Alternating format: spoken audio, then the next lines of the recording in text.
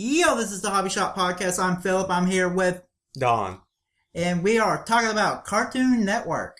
I know that seems kind of random considering we were planning on doing a Toonami month and not a Cartoon Network month, but fuck it. We want to talk about Cartoon Network because it's something we both grew up on. It's something we both dearly love, especially Cartoon Network back in the day. Back in the day could mean completely two different things to me and Don, but well, considering I didn't get Cartoon Network until 2001, that probably put us about the same. Yeah, around the same. And Okay. speaking of Cartoon Network, did you see their 20th anniversary? I think it was a bumper. I'm not really 100% sure, but I just saw it on what was it? Oh, was it that thing you showed me where it was all the old No, bumps all together? it wasn't those bumpers. It was because I saw it on Tumblr. It was just a whole thing all the way up to Adventure Time and Gumball, I think, all the way up to the new cartoons. No, I have not seen it. But yeah, you've probably paid more attention to Cartoon Network than I have. I've kind of been out of the loop. I still watch it occasionally. Honestly, I prefer it over a lot of other networks, especially when it comes to cartoon networks. No pun intended. But you compare it to Nickelodeon, it just seems like Cartoon Network they try more different things. They experiment a lot more than what say Disney Channel or Nickelodeon would do. That's one of the reasons why I prefer it over those, even though I grew up more on on Nickelodeon. Yeah, and it did have that bad era, but it was actually able to come back pretty well. Yeah, well, that was like 2006, I think. Yeah, it was around 6 It to was 07. Chowder and Flapjack and what was Camp Lazlo. I think Laszlo was 05. 05. Okay, well, they had very lame, lackluster shows. And what was that one thing? Seeing Real, where they had Andrew WK. Don't talk about it.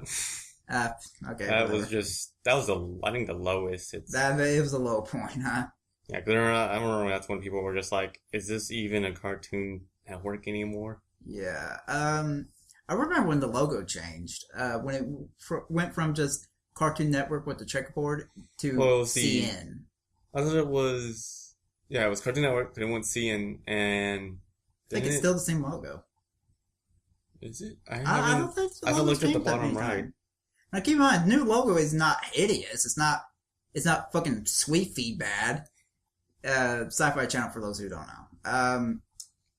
Freaking SYFY. It's just, it looks like a freaking, I don't know. You see it, you think, is that the label of a tampon or something? But anyway, so the network itself went over a lot of changes. I mean, originally it was all old Warner Brothers and Hanna-Barbera stuff. Then they started to experiment. They started to make their own shows. I think a lot of the famous ones started off of the show called What a Cartoon Show. I think the title of it changed, but for a while I think it was What a Cartoon Show. That's where that's where Powerpuff Girls and Dexter's Laboratory came out of. Was it? Because I know there was just a lot of pilots in that, or a lot of like just different cartoons for it. It was just a bunch of pilots. That's really what it was. It was kind of like Liquid TV on MTV. Yeah. Where it was just a bunch of pilots and stuff like that. They just threw together. Maybe something get picked up. Maybe something picked somebody's interest or something like that. It was just a way to get shows noticed. Actually, I think I'm trying to remember because Seth MacFarlane did a cartoon in there for What a Cartoon, and it was. Didn't he work on Johnny Bravo? Yes. Yeah, he did. Because I remember seeing his name for Johnny Bravo, and I was like, huh. Seth MacFarlane. Also, Will Ferrell worked on it, didn't he? He worked on something from Cartoon Network from that area. I think it was Johnny Bravo. I would have to relook at. All I know is I just remember seeing Seth MacFarlane. He might have just been there for a cup of coffee. That might have been it. Yeah. Seth MacFarlane, though, definitely. He's rooted in Cartoon Network. I don't know his whole background or anything like that, but I don't know. I see Seth MacFarlane, I think Cartoon Network. Maybe that's because Family Guy was on Adult Swim for so long. Maybe that's why. Now, does Cartoon Network have do they have a working deal with Fox? Because they seem to always pick up the shows Fox cancels. I just think they're just at their door for anything that just drops. Okay, yeah. That's what I've just always noticed. They're always just like, oh, okay, well, if this is off, we'll gladly take it. Well, look at some of the stuff they brought to it. It's not even from Fox. The Aquamoms, Mission Hill, Baby Blues, all those shows were canceled on other networks and got picked up by Adult Swim. The only one I was surprised it didn't get picked up by it was Dilbert, but Comedy Central picked up Dilbert, based on the famous. Yeah. Okay, you know what I'm talking. All right. I'm actually shocked to hear when people say they never heard of Dilbert. And I'm like, really? How do you not know about Dilbert? I guess people just don't look at the newspaper anymore. Well, I mean, he's everywhere. I mean, he's not everywhere, but he's not like Calvin and Hobbes everywhere. Yeah, but he's still known. Yeah. I don't know. I don't read too many of the short panel cartoons, stuff like that. I got the internet. I could just look up I can actually just read full on comic books on the internet. Anyway, you'll be amazed who's worked in at Cartoon Network at some point or another. I can't really think of names off the top of my head right now. But who are names you think of when you think of Cartoon Network? Another one for me would probably be Genny Tartakovsky. Who's that? Samurai Jack, Powerpuff Girls. I'm trying to think of what else. I thought it was also Dexter, Dexter Powerpuff Girls, and Samurai Jack. Yeah, the really, really famous ones that are actually really big. Oh, fuck, damn it. I forgot the guy who did Courage. I always forget his name. Neither one of us. I looked it up and then I just forgot. I was just like, I looked up his name and I forgot. Yeah. God damn it! We are literally going to look him up on the air. So give me a second. Here. Shit, phone's fucking up. All right. When that loads up, you can go look him up. Oh, right there. Go. Alrighty, so while he's looking him up, I guess I'll go into my backstory of Cartoon Network, how I started watching it. When I was a little kid, my grandmother worked as a maid, or not really a maid, but housekeeper. That'd probably be the right term. And she would take me along, and I would always watch TV at these people's places. They had like satellite and all that. So I was able to watch Cartoon Network. We had cable. We just had basic cable. So I didn't get channels like Cartoon Network. So that's probably why I grew up on Fox Kids more than anything else, because everybody has Fox. Oh, found it. Found it? Yep. John R. Dilworth. Say that again? John R. Dilworth. Alright. I knew he had a funky name. Didn't he make some like fucked up things before Courage? No, I'm thinking of the guy who did Ed, Edd and Eddy. Yeah, you're thinking of Ed, Edd and Eddy. No, the only thing that I've seen for his earliest stuff was the Dirty Birdie, which was actually really funny and kind of a cute cartoon. He doesn't really go all that dirty, but... Well, I didn't say, dirty. I mean just like scary shit. Like stuff that'll terrify a little kid. Oh, no. Well, hell, Courage terrified kids. It never terrified me, so I never really get that part of Winter I think some things got me, like, at first, Ramses. King Ramses. He's just like, Ramses. I'm trying to think. Something else. You know what freaked me out about Ramsey? What? The fucking CG. Because it was so jarring. It was so weird. Anyway, I thought the build-up for Ramses was great. Return the Slag. That was creepy. Now, when they start doing the music, and then it's funny. But, so yeah, those are probably names that jump out to us about when it comes to Cartoon Network. But to finish, well, you're also forgetting yeah, who's the creator of Foster's Home. Again, another name. What's her name? No, it's not her. Not her. No, she worked on it. She co-wrote. She co-wrote. Okay. Fuck. Can't. I'll move on. I'll borrow my phone real quick. He's gonna borrow my phone again. I guess I'll finish my story. Anyway, I got to watch Cartoon Network at these people's houses. They all lived on this ranch, so we just went to house, and they all had satellite. So I was able to watch a good chunk of Cartoon Network. That's how I got exposed to Dexter's Laboratory and Ed, Edd n Eddy and all that. And this would have been late 90s. That's when I first saw Toonami. I mean, really? But keep in mind, Toonami, maybe I'll watch an episode of something on Toonami because, Toonami started at 3. That's, my grandmother got off at 3:30. So I only got a chance to watch maybe the part of a first episode. So about all I got to see was fucking Sailor Moon. And it's like, Dragon Ball Z, next. Hey, we gotta go. God damn it. But yeah, I found it, Craig McCracken. Craig McCracken. Okay, yes. Yeah, they always have funky names. Always. Didn't he... I don't know. I don't know why I thought Phineas and Ferb, of course. He had nothing to do with that, right? No. He's making his own cartoon, I think, is going on Disney.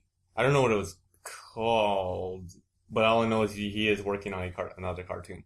Okay. Well, anyway, basically, we just got, Time Warner picked up, I think around the merging of Time Warner and AOL and all that. I think that's about when we got Cartoon Network. That's when Time Warner picked up the Turner stations and all that. I could be getting all this wrong. I was 11 when this happened. But it was around the AOL and Time Warner merging. That's when we were able to start. I was able to start watching it. What was funny though is my grandmother, and God bless her, she didn't know what any of these shows were. She told me Dragon Ball Z was on, and I got so excited. It was fucking Jackie Chan Adventures. Dude. Fucking Jackie Chan Adventures. There's nothing wrong with that. Yeah, but I was like so excited for Dragon Ball Z because she saw a guy with spiky hair. She didn't know what Dragon Ball Z was. She just knew it was a thing I wanted to watch. That's all she knew. But anyway, yeah, my little dose of Toonami didn't come in. I was so happy when Toonami briefly showed up on Kids WB, so I was actually able to watch Toonami. But it was none of their standard shows except for Dragon Ball Z. Because I always heard the other kids talk about Gundam Wing and fucking Outlaw Star and shit. I always heard about those shows, and I just never got to see them. But luckily, we were able to get the channel. I started to watch Cartoon Network religiously. And, dear God, I always loved Fridays. Just because that's, Cartoon Fridays. So, what about your Cartoon Network background? Pretty much of how I got into it. I just grew up with it. You just had the network. Yeah, that was my whole entire life. Oh look, what am I going to do when I wake up? Okay, let's watch Courage, Ed, Edd n Eddy. Let's see, early on, the earliest cartoon I remember watching was maybe the Flintstones. Now, you have no concept of this. See, okay. Do you have any concept of the idea that, at one point there was not a channel fully dedicated to cartoons? I thought that's all there was. I remember that's all I cared for. I didn't care for anything else. Yeah, I would watch my, brother and my mom and dad watch other shows, but I didn't care. You wanted fuck it, I want a Cartoon Network. I remember thinking Cartoon Network must have been the coolest thing. A channel dedicated to nothing but cartoons. Because the closest thing I had to that was Nickelodeon.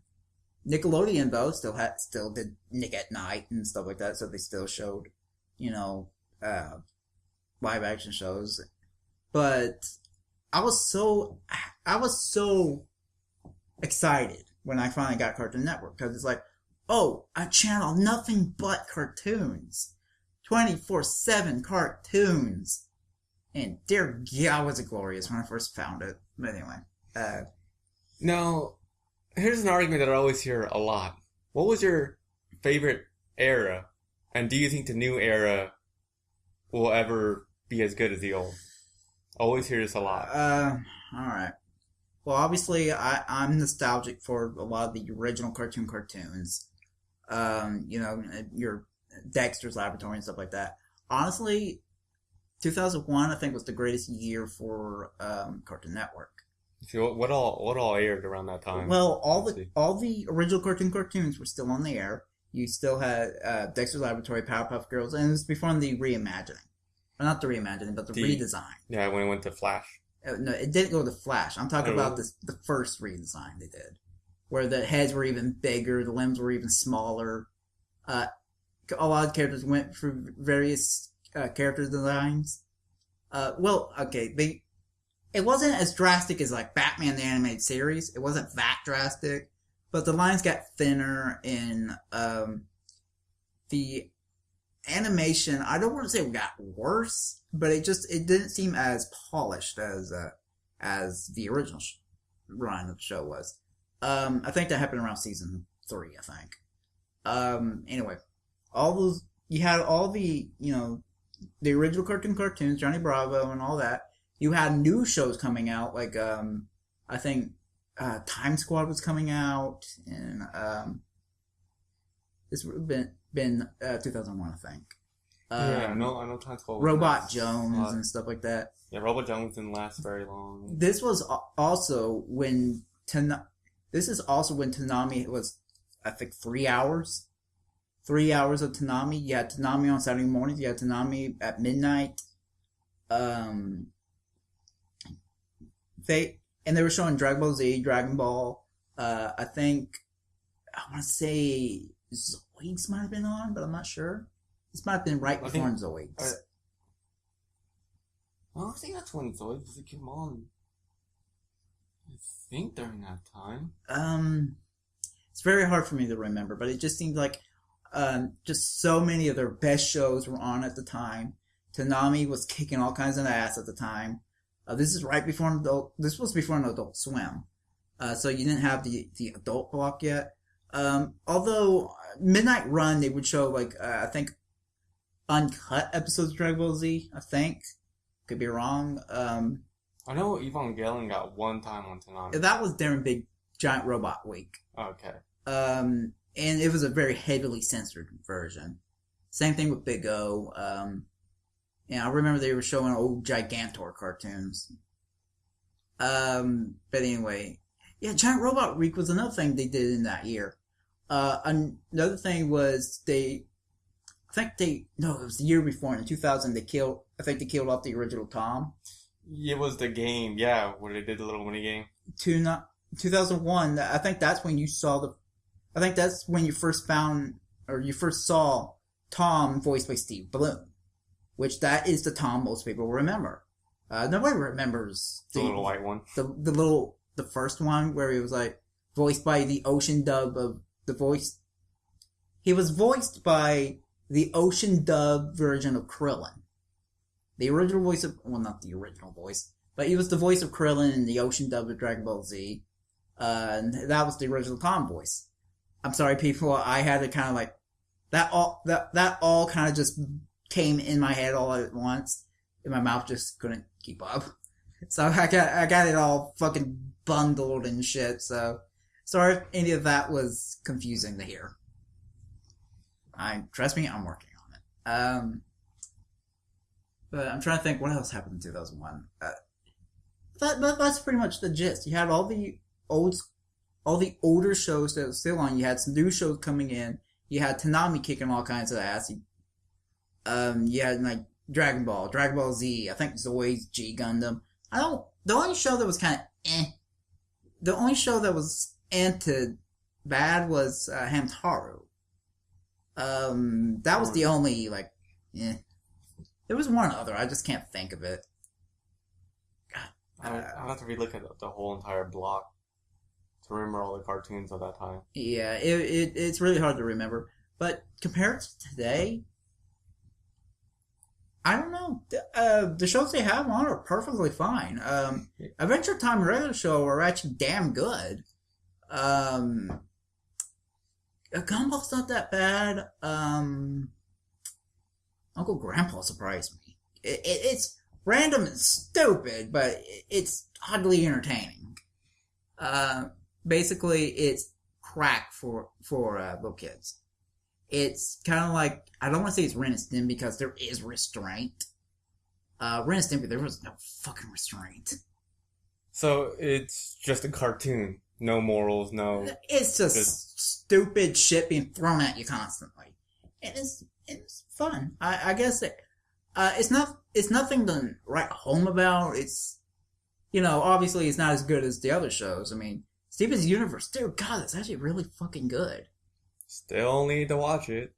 You need to watch it. It's really good. Is it on Netflix? I don't think it's on Netflix. It might be. I'll have to look into it. It just so many good shows. Now the action shows are kind of lackluster. I'm trying to think what they have on right now. Do they still do Young Justice, or is that over? I don't have the network anymore, so I don't know. I figured you would have known or something like that. If that one's not on anymore, then I apologize. But that show was boring. Like, really boring. And it's funny. That was the Teen Titans show I wanted. I wanted one done by Bruce Timm. I don't know if you had... Okay, my Teen Titans show I wanted it written by Paul Dini, and I wanted it done in the Bruce Timm style. I wanted those guys to work on it. I did not want a hyperactive anime clone. Fucking Teen Titan Go? No, not that. Fucking Teen Titans. The one... The first one. Oh, okay. That's not... okay, to be fair, I've been watching it. It's not as bad as I remember it. I just remember being so... I just fucking hated the art style in that show so badly. Just because it's like... This, why is it looking like anime? And at the time, I was kind of getting tired of anime. I was just like, does everything have to be anime now? Does everything have to emulate anime? And I was getting to a point where I was actually even starting to hate anime. I just did not like the art style. I didn't like the writing at first. And in fact, that might have been that first season. The writing was not very good. I have seen a lot of Slade, though. Slade is fucking badass. I mean, for God's sakes, he's voiced by freaking, the guy who played Hellboy. God, he's in Pacific Realm. I'm trying to remember his name. The guy is fucking awesome.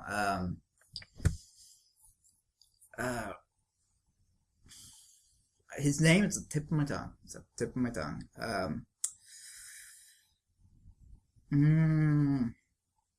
Ron Perlman. He's voiced by fucking Ron Perlman.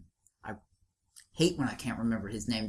I can't stand it that I cannot remember his name most of the time. Because the guy is awesome. But yeah, he's the voice of Slade in this.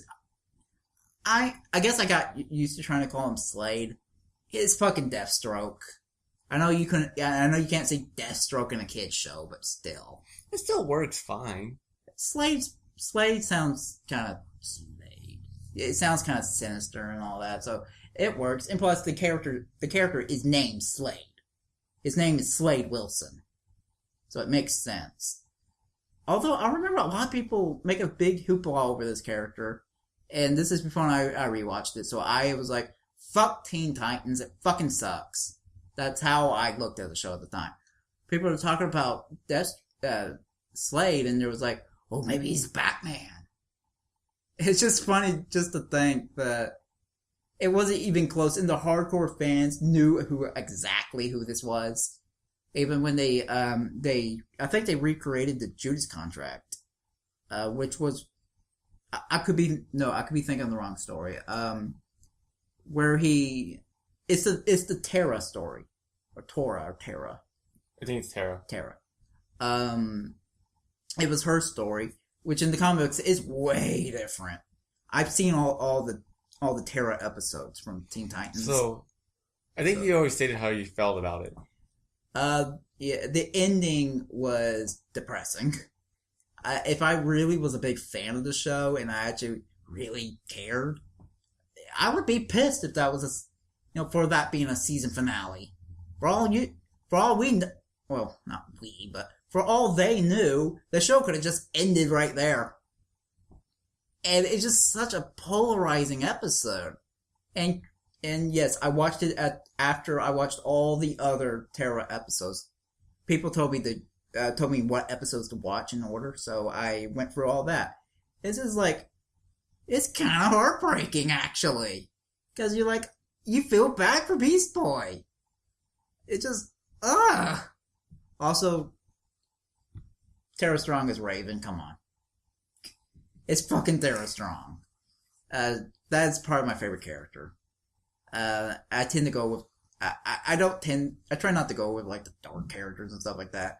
But I don't care. Raven's awesome. Robin, I don't care for, really. Robin was just the leader character. I did like his, the whole obsession with, when he became X. X, yeah, that, I've been told about that that's supposed to be some of the best episodes. That was probably the most redeeming quality for the character. No, to make it didn't really they, have something about X and, the reveal was not satisfying, or there was no reveal, or they were building to something and it just didn't pay off, or something about X. I just kept hearing about that. I'm trying to remember. It's been so long since I've watched the cartoon. Because when he just kind of was oh yeah, I'm X. I'm trying to I think that was just it. But I feel like there is something else that they just did with the character too. I didn't care for Robin that much. He wasn't a horrible character. He was just the leader.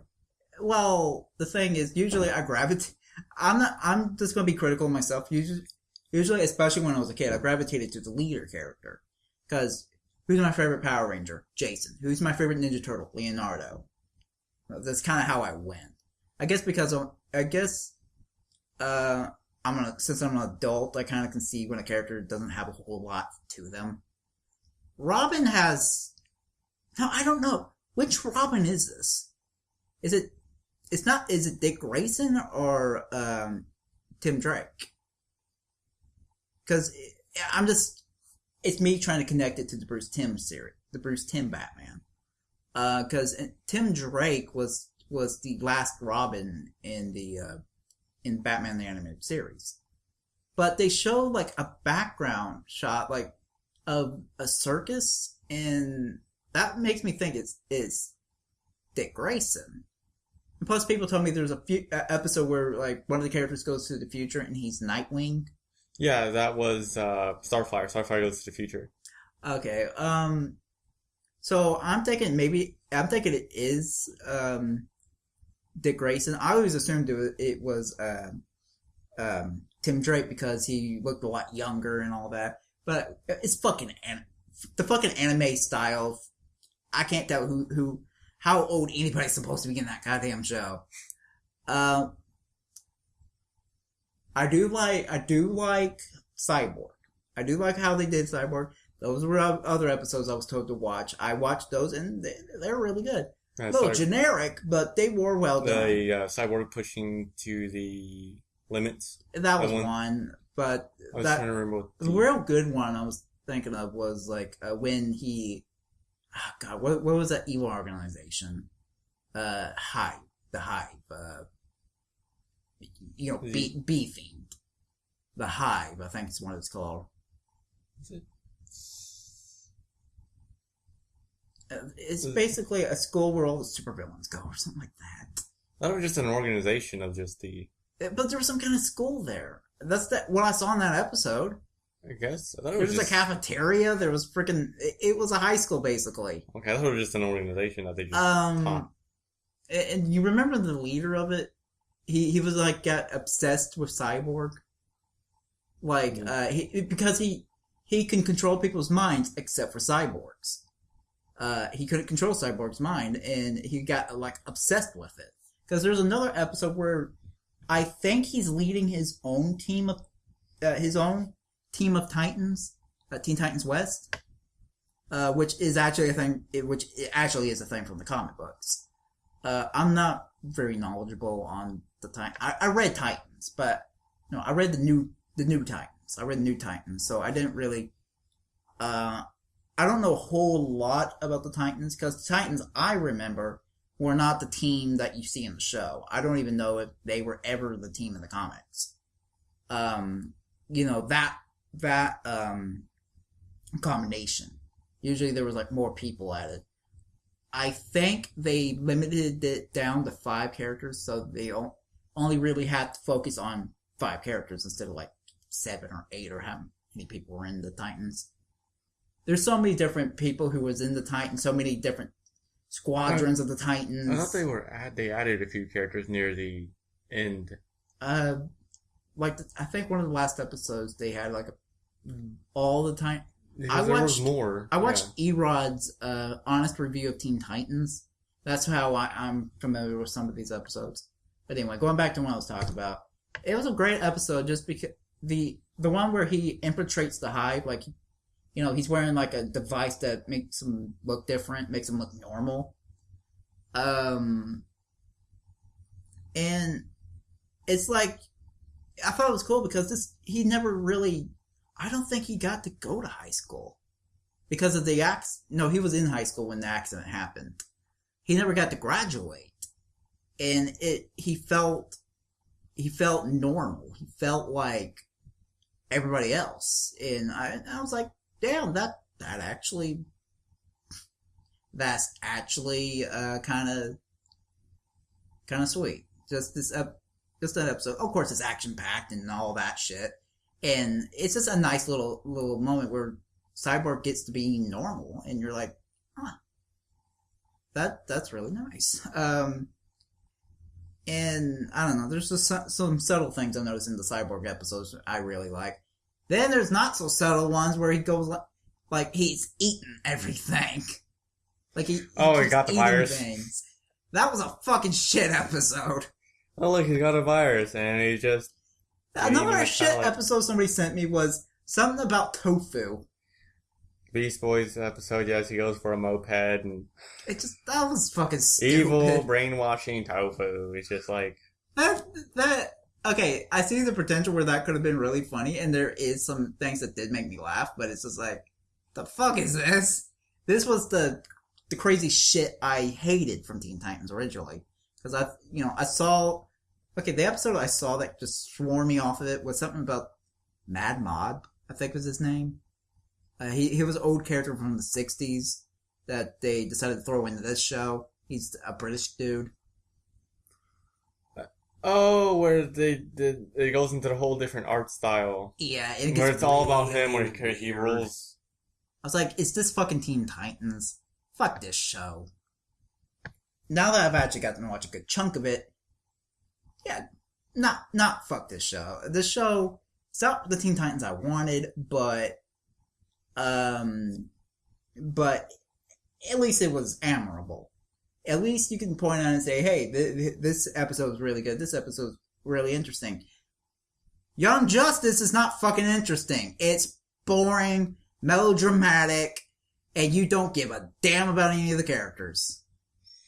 Okay, so what's really the problem with, to look a little deeper, why is it all so sad? It's just the characters have no personality, and the characters have no personality. They all have this generic attitude about them. And I don't know, Superboy is a fucking prick. He's a fucking prick. I didn't watch a whole lot of the show. I'm just basing off of 3 episodes.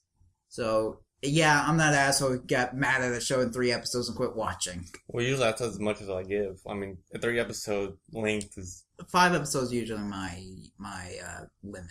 Okay. 3 episodes. The show pissed me off, so I just stopped watching. And no, I'm not like some hardcore comic geek. I think I exhibit the fact that I am not that knowledgeable on comic books. I read comic books, but I'm not like. But it's just saying as a medium perspective that as a show compared to other shows, it just fell flat. Yeah, 3 seasons, I think, and it's just I don't know. It was just bland. The characters were bland. The art style was bland. The writing was bland. It just was a bland, boring show. I'll take Teen Titans Go over this shit. Wow. I don't get the hate. Honestly, I don't get the hate for Teen Titans Go. The real hate comes from the fact that if it was its own thing, it'd be okay. But the fact that it's not the Teen Titans that were the Teen Titans. Well, yeah, this is a silly comedy route. And honest, a lot of people say, "Oh, they're out of character." They still seem in character. It's more wacky, more, for lack of a better word, more cartoony. Well, I mean, again, like I said, if it was just not Teen Titans. Well, I'm just saying, the spastic animation works better in this than the original show. And honestly, I looked at it as they were cheap. That's how I looked at the original show. Was okay, they're going with the shitty anime style because it costs less. You don't have to have fluid animation. It's just let's fuck it, let's do it. That's basically how they took at least that's how it seemed like to me. Teen Titans Go, I got no problem with it. I think what I've seen of it, it's actually pretty funny. I do like what they do with Robin. They just make him this psychotic he's like this psychotic control freak. He's all about training. He's all about being diligent and all that. He has like a real hard on for being a superhero. I don't know. I thought that was hilarious. And I felt like, hey, they gave them personality. Apparently there was a thing with Robin and Starfire. I know that from the comic books. From the episodes I saw, was it really a thing in the show? Yeah, it was the last episode. I think they got together. Oh, okay. Didn't they have a movie to this?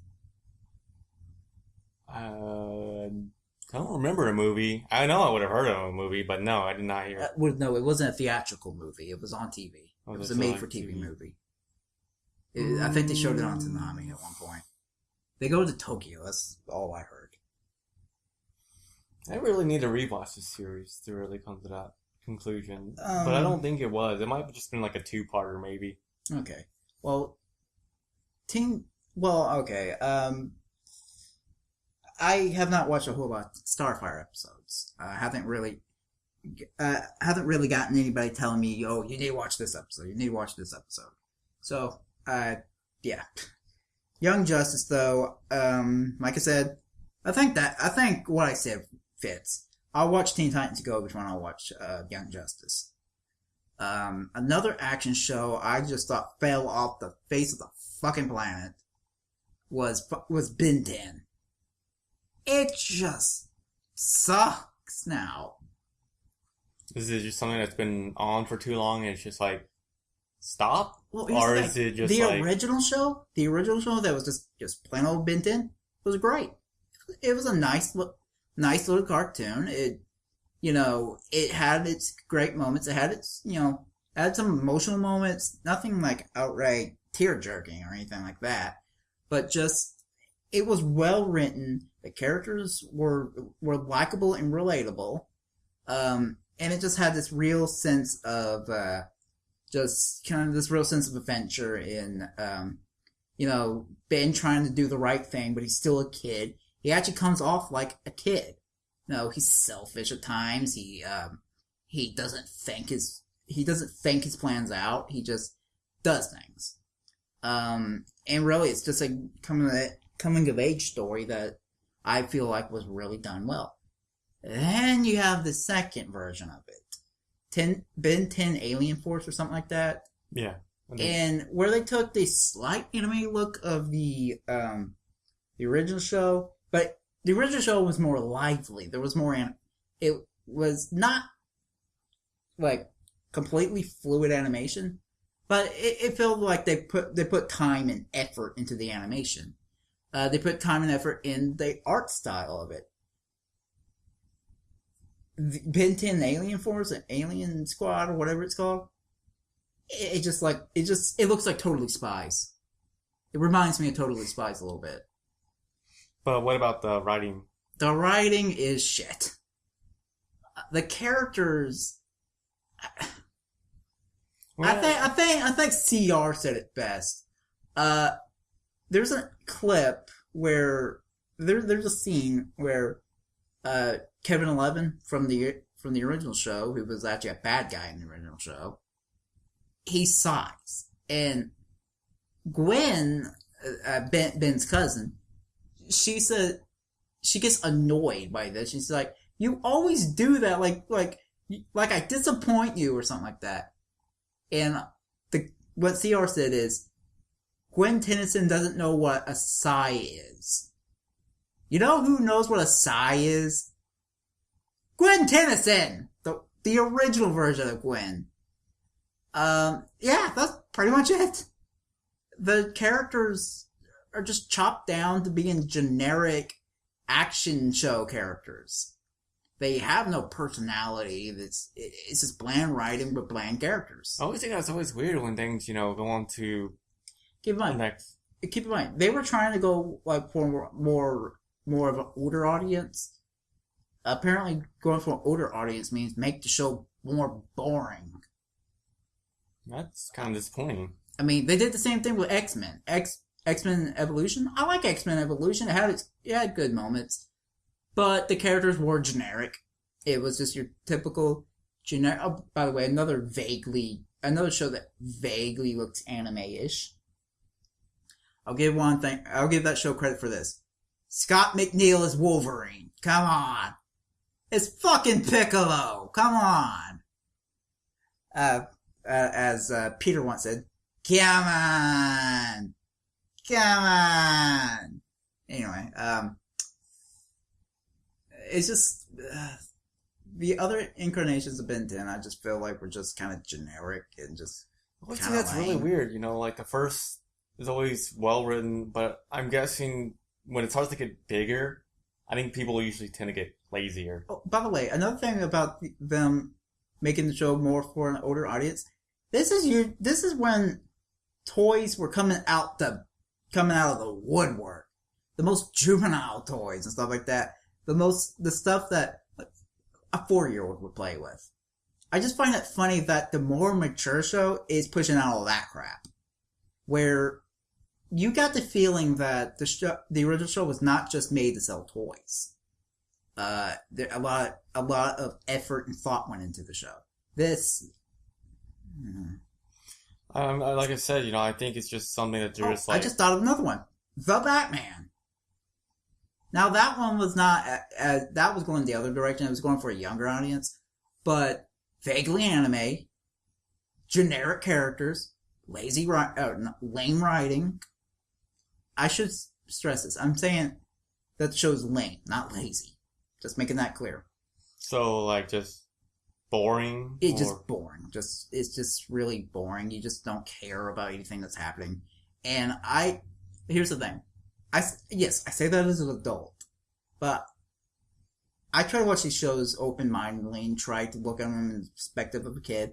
I'm thinking, would I enjoy this if I was 8? No, I find it boring. Because it's just a lot of talking and arguing and... So a lot of characters standing. The most boring cinematic thing you can do is 2 characters talking. Bad. Action show. And the animation is lackluster. Just nothing's exciting. I think that's actually really weird with these big studios who have a lot of cash laying around are just like, yeah, fuck it. Here's a little bit. Here's something. Anyway. You want to know... Okay, people who did Alien Force, they did Generation Rex. That is a cool show. That is actually fun, or it's not like the best, but it's better. You add the character Rex has personality. I feel like I need to stretch that it's stress, I should say. I feel like I should stress that it's not an amazing show. It's just better. There's a little bit more to it.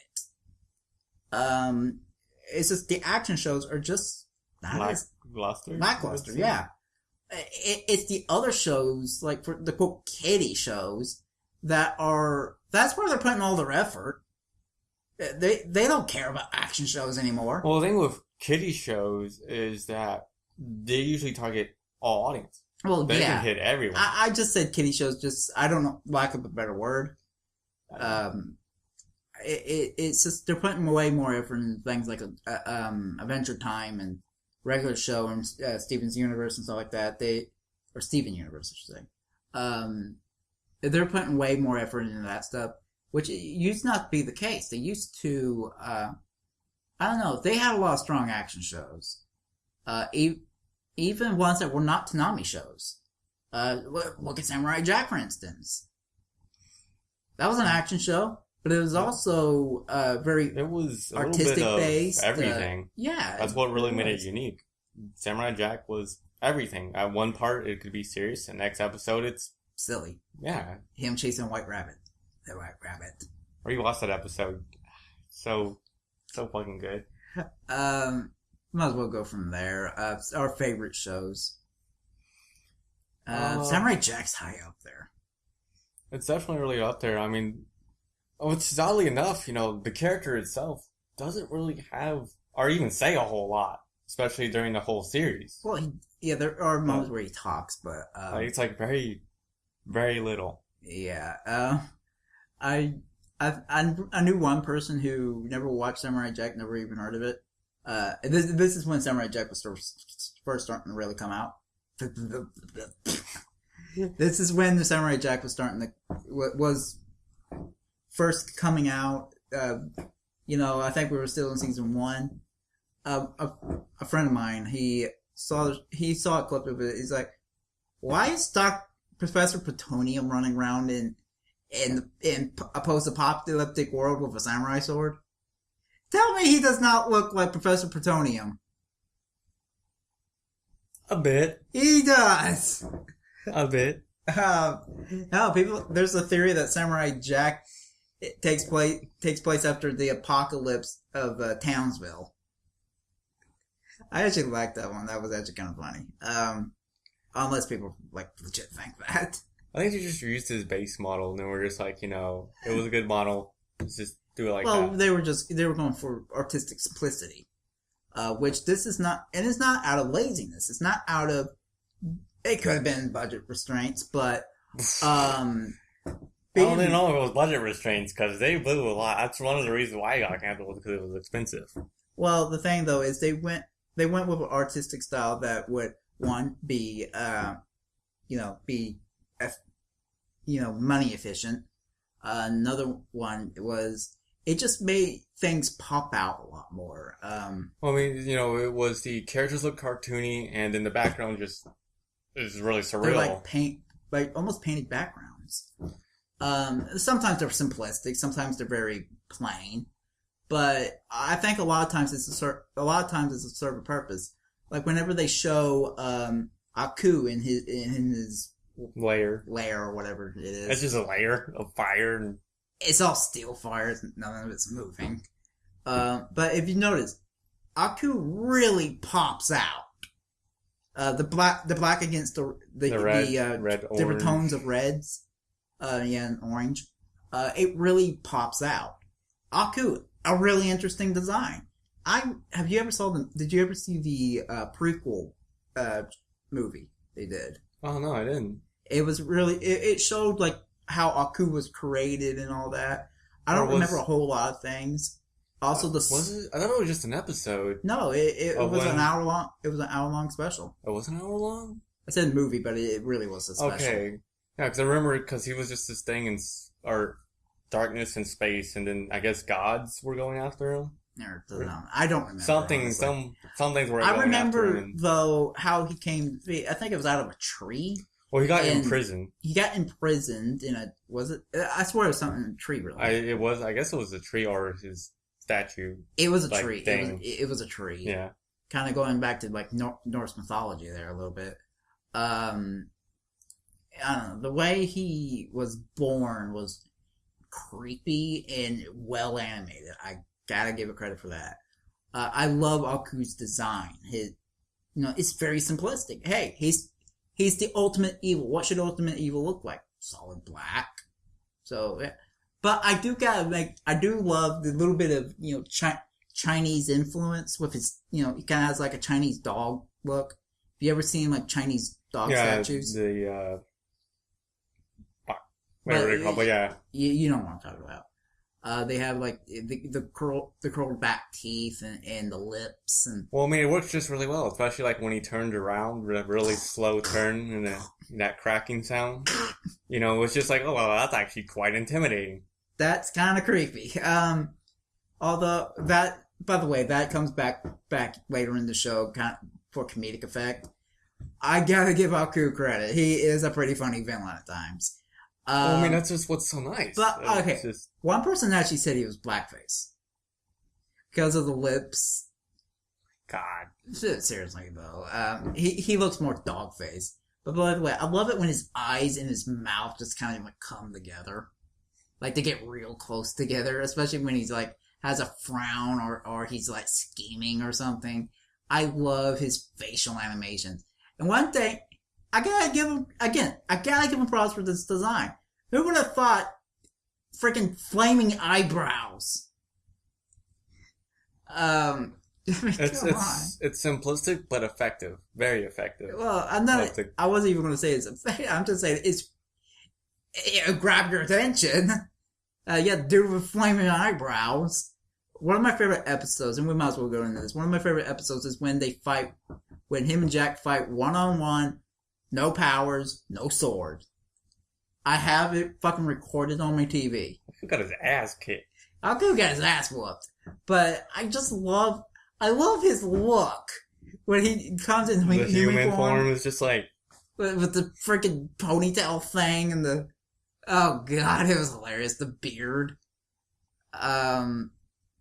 It was really just the ending that was hilarious. The ending was great.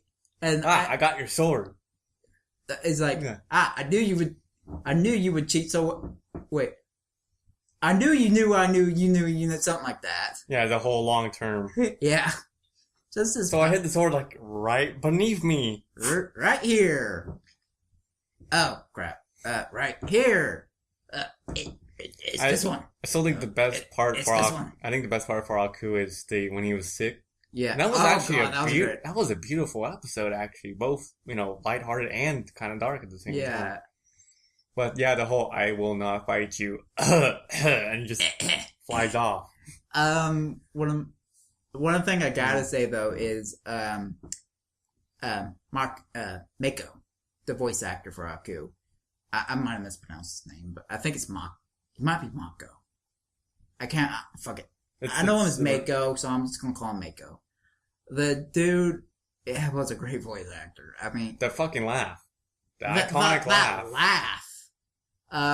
Just the voice. It was a great voice for Aku, and I like it that he's very Japanese themed, and he's voiced by an Asian voice actor.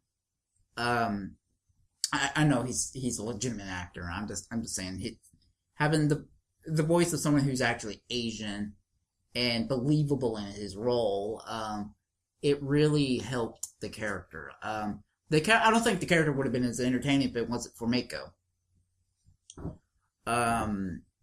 Mako has a habit of being the best thing in really anything. I mean, shit. Remember that terrible Ninja Turtles movie they did?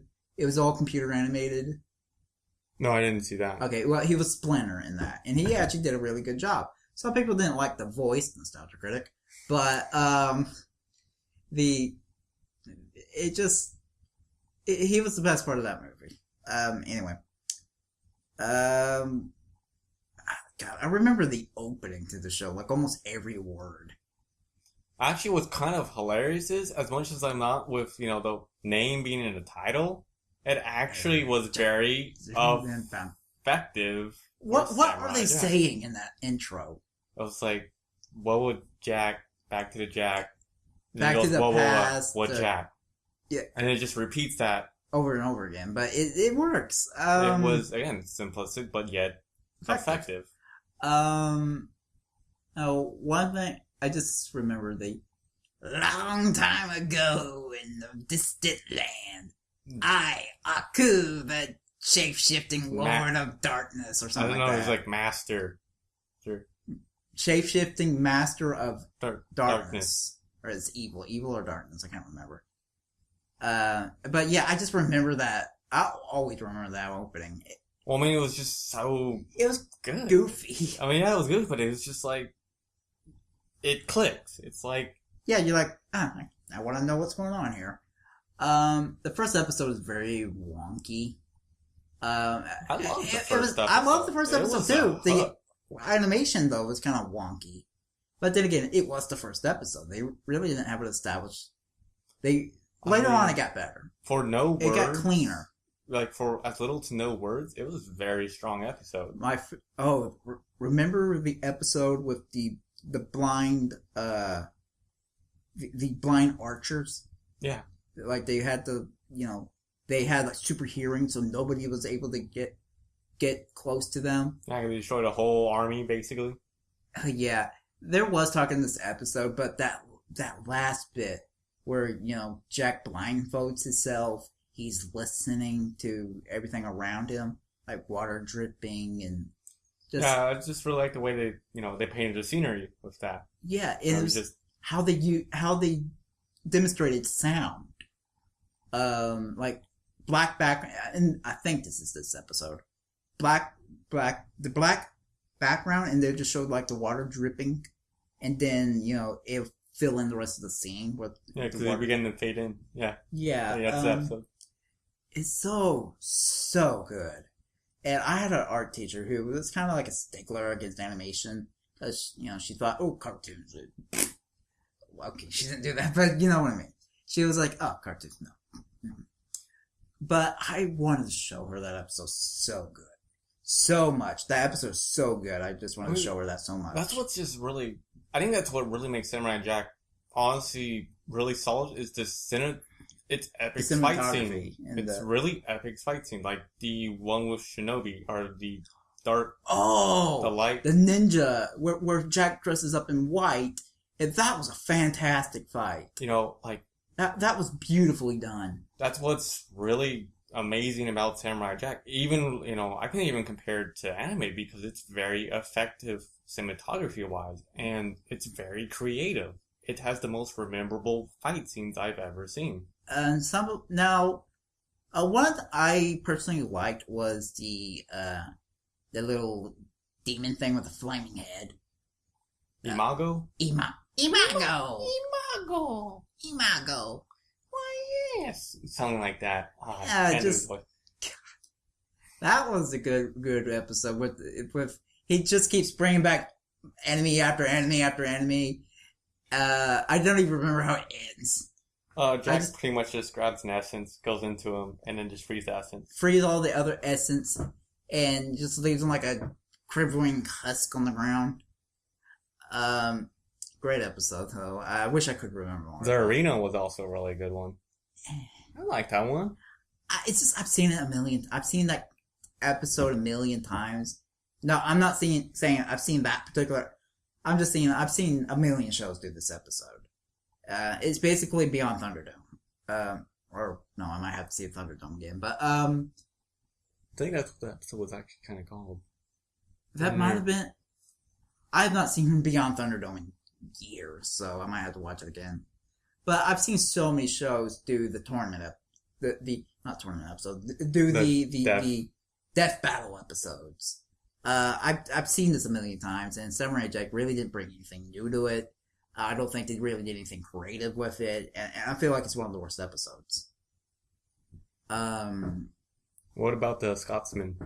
I fucking love the Scotsman. Or Irishman or whatever. It just, the freaking machine gun peg leg, that was awesome. And, the Claymore and all that. Well, his introduction also. On the freaking bridge. It's like, move out of my way. I can't do his voice, but move out of the way, laddie. God, the fucking insults. If I could remember the insults. Oh, yeah. They just sniped at each other so well. You wouldn't think those characters would work very well together, but they really do. That's probably why he's a reoccurring character. Remember they had to go hunt for his wife or something? Yeah. That was a great episode. Oh, my wife is so beautiful. It's just, they find her and it's just such a beautiful lass, laddie. This is like the worst Irish voice ever. But still, he's like, she's so beautiful. What was it? Like, he showed him his people, and they had like chunk logs or something. It was like an endurance. It's like a game or something. Yeah, it was an endurance test to see. I think it was an endurance test to see if he was worthy or something. Yeah, I fucking loved it. Loved it. I don't know. I wish there was some Highlander references.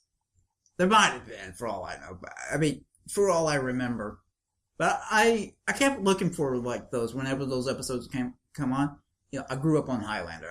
Highlander's one of my favorite movies. But I was looking for like at least some Braveheart references. I made this picture a few years ago and posted it on Facebook where it's a picture of him with his sword. He's pointing to the lettering. He's, holding his sword, pointing at it, and in white text I have it, I got your Braveheart right here, Mel. Or I said either laddie or Mel. Mel Gibson. Oh, okay. I got your Braveheart right here. Yeah, I'm one of those people who post those pictures on Google. I think. No, never mind. What about the flashback episodes where he's a little kid? When he actually walks by his own town? Yeah. Or his old village that was just... Yeah, and he has flashbacks to when he was a little kid. There was there was one reference was the kid with the weird eyebrows when they walk over the bridge. I just don't remember what movie that was, but it was a reference character. Well, the father. You don't have to point out reference characters, especially if you don't know the reference. Well, I mean, I was sitting there and I read it on Wikipedia, and I forgot what it was. Okay, one I like is the 300. Basically the 300 episode. Keep in mind, it came out before 300. That was actually a really good episode. That was a really good episode. One of my favorite episodes in it, I wish I could remember more about it, but I have not seen it that often. But I do love the episode. It's when Jack gets basically injected with Aku. So he becomes half Aku. I think that's the sick episode, I thought. Was that the sick episode? Yeah, because he coughs. But there's a great moment where they're like healing him or trying to get rid of Aku's evil. And he's just like, he like grabs one of them by the throat. And he's like, someone's like saying, fight it. And he's like, I got it. And like his face is like half Aku. And that was like, shit. Yeah, that was the sick episode because that's how he got infected. It's funny how the episode starts out all, comedy and all that, and kind of goes in kind of a dark territory. Jack, like, literally fighting off the evil inside him. Better than that one episode where he fights the literal evil in him. Oh, yeah. Yeah, that's another episode. That was season 1. That was with all the bounty hunters and like. Yeah. Another episode I like just because I love this character and I wish they went a slightly different route with him. But I wanted this character back so badly. The samurai! Oh, The samurai! I fucking love that character. I wish he trying would to act all like a badass and everything. Yeah, he's all wearing a muscle suit, and it's just, I love his introduction. The freaking walking jukebox, or not jukebox, the freaking walking jam box or whatever. What is it? A freaking boombox. Do what? Was it changing a boombox? Or? Boombox. I couldn't remember boombox for some reason. It's just, I remember him like spitting out like some kind of drink. He's like, it's just, I don't know. He was such an asshole, but I loved him. I wish he would have came back. Then there's the one where he basically fought Morpheus from the Matrix. Tell me that guy was not supposed to be Morpheus. With the bald head, the black sunglasses, the black trench coat. Oh, with the red sunglasses with. Oh, well, okay. But the black trench coat, the glasses, the freaking sword. Yeah, pretty much. He was apparently supposed to go back because he was worthy, but not now. Because he was supposed to learn. He becomes like some great hero later on. Yeah, because that's what it was. But the sad part is that if he goes back in time, technically everything he does is erased. Yeah. But,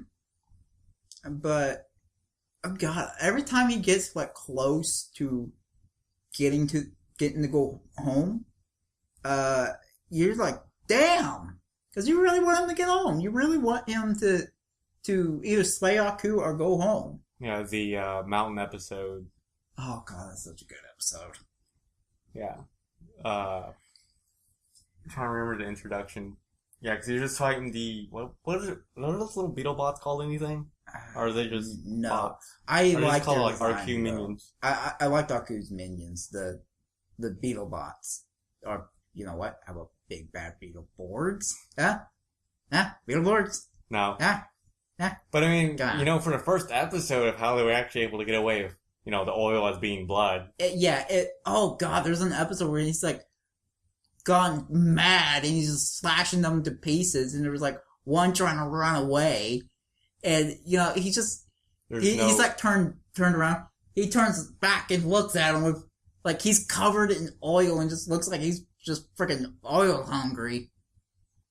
And it's just like, if that was red, that would be fucking terrifying. So terrifying. Also a good episode was the one that he also wasn't in, the cyborg, or the robot that went after him, that had the dog. Oh, the gangster episode. I just call it the gangster episode because Jack dresses up like a 1940s gangster. No, that's a different one. Oh. There was one where it was from a different perspective. It was a robot's perspective. Are you talking about the 5 robots who were sent to kill him, but they go from their perspective? No, that's the different one. That was the 5 robots Aku made, and he betrayed the scientists. And then Jack goes and tries. But no, there was one episode that was a different perspective. That was from a robot's perspective. Okay. Because he was sent to kill Samurai Jack because Aku had his precious, which was just a dog. But it was all built up like, a romance kind of thing. Well, I vaguely remember that episode.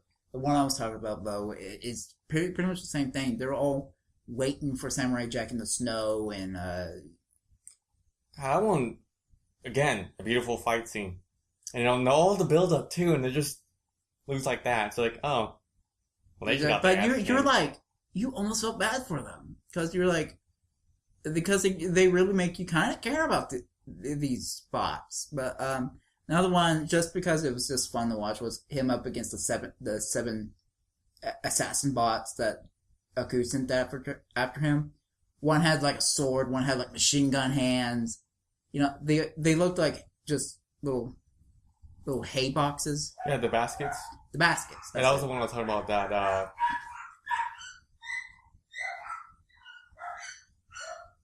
Someone's here. Okay, they're just going crazy back there. Yeah, somebody's here. How long have we gone? We're about an hour in. About an hour? Yeah. Well, we might as well move to another one of our favorites. Courage. God, I know we've always gone full circle and we've talked about courage so much, but again, courage.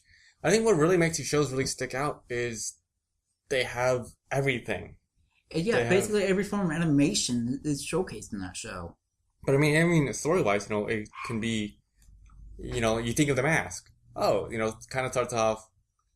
Well, Courage kind of gets his head beat in.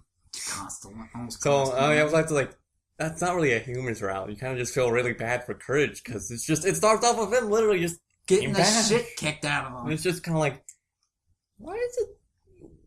This is what we start off with. Peter! We're down the dog called Peter. But yeah, it was so good, and some people might have been put off by the intro because you have like the a booga booga booga. People might have been put off by that. There's nothing wrong with Eustace's torment of the dog. Let's be honest, he torments that dog. Well, I mean, he hates. Why does he hate Courage? I don't understand that. What did this dog do? I think he's just annoyed with him. That's probably the whole reason why. Did he like shit in his shoes one day or something? Who knows? It had to be. I mean, fuck, he just doesn't like Courage and never has. He never did. Even when Courage saved his life, he's just like... we kind of already went into like our favorite episodes before, but I don't know really what else to add that we haven't already said about it. It's great animation, clever writing. The show has no boundaries. It just go wherever the fuck it wants. I don't know. It's also, again, both Samurai Jack and Courage. When you think about it, the characters don't have a whole lot to them. Yeah, but I mean, again, you still like Courage, especially, since, Courage is past. That was actually kind of sad. For a cartoony routine it did. Yeah, and you're like, oh, you actually feel bad. You're like, oh, poor Courage. But that's pretty much it. I think the tear-jerking part was, the Muriel part when they meet. I was like, oh, the whole... It was actually cute. I love how the show can be disgusting and cute at the same time. Or have episodes that are just revolting, and then have other episodes that... Yeah, like the Star Maker. Adorable. Or, oh god, yeah, the Star Maker. Or... I'm trying to think. It's kind of like Adventure Time in that regard, where it can be cute and revolting at the same time. I don't know. The one episode that I thought was the grossest episode. You want to know? You don't want to know what it is? What?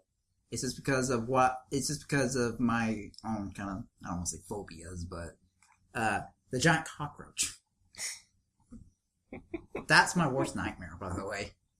A giant cockroach. What was it? Courage Goes to New York or something? Yeah, something like that. Or did you just go to the big city? It might have just been I think it was, it might have been the big city. Or maybe it's the city. Maybe the dick's jumping around. Who knows? That would have been a weird crossover. Technics, Courage. I'm trying to, and then, the whole, I think the most memorable part of that episode is when he goes up and he's just opening the doors. Yeah, like the violin girl.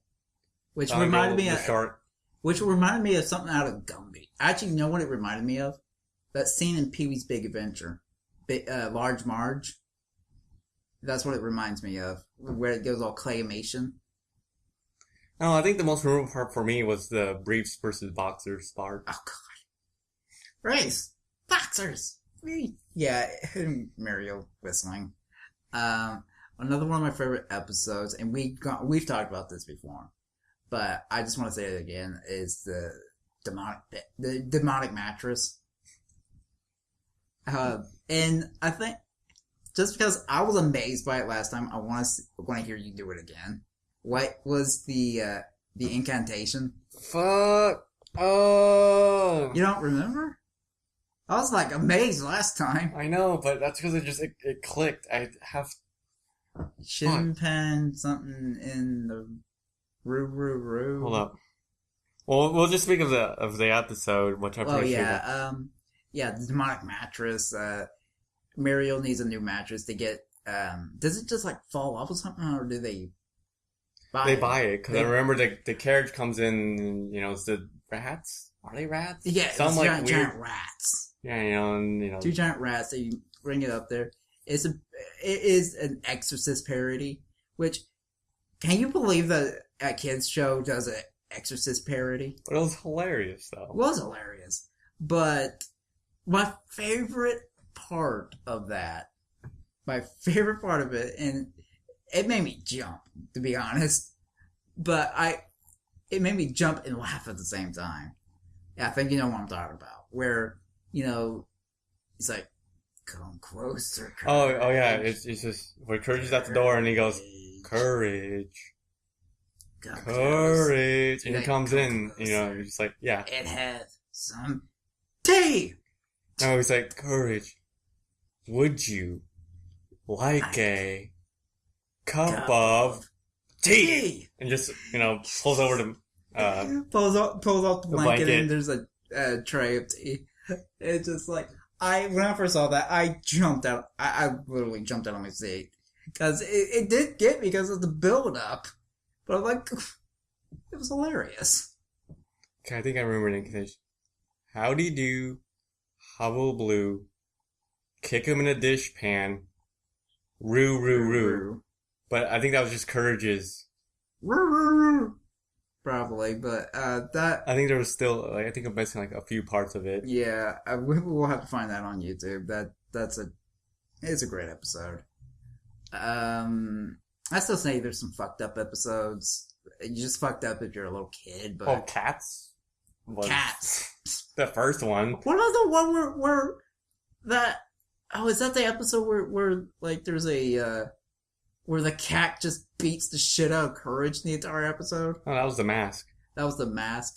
I'm just saying, you take out dogs and cats and say men and women, that's a fucked up episode. Yeah. I mean, essentially, it's talking about, spouse abuse. And again, we're having the constant abuse of a dog. But I mean, it's okay because you kind of seen Courage already go through this. But it was very disturbing.